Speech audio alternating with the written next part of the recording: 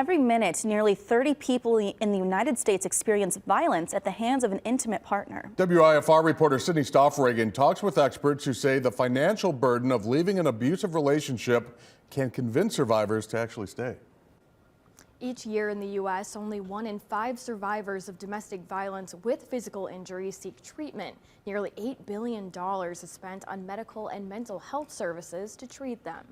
Think twice before you ask somebody, why don't you just leave? The leaders of the Mayor's Office of Domestic and Community Violence Prevention know how hard it is for survivors of domestic violence to walk away from an abuser. It takes a lot of planning and preparation and considering finances, not only to exit, but then to sustain your departure. It's what causes survivors to go back to the relationship. Jennifer Cachapolia explains the biggest tool to get survivors back on their feet is the Crime Victim Compensation Act, which can cover medical costs, mental health counseling, and lost funds. But she says the waiting process to receive financial assistance can be slow and hope for recovery can dim. Survivors will tell us, I know how to survive the situation that I just left.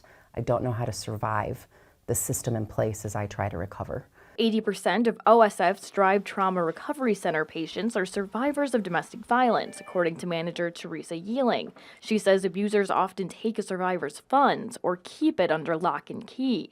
There's nothing that any agency could say, oh, we know for sure we can refer you here because you'll get everything you need. Cachapolia says the intentions of financial relief by government entities have not caught up to their procedures. Her team fights to change that. We just have to now listen to the voices of survivors who have given us direct feedback on how it's working for them and make the changes that they are requesting.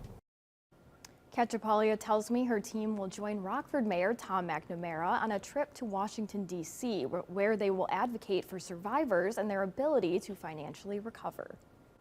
Thank you, Sydney. And if you or someone you know may be suffering from domestic abuse, reach out to the Family Peace Center of Rockford for assistance. Their number is on our website.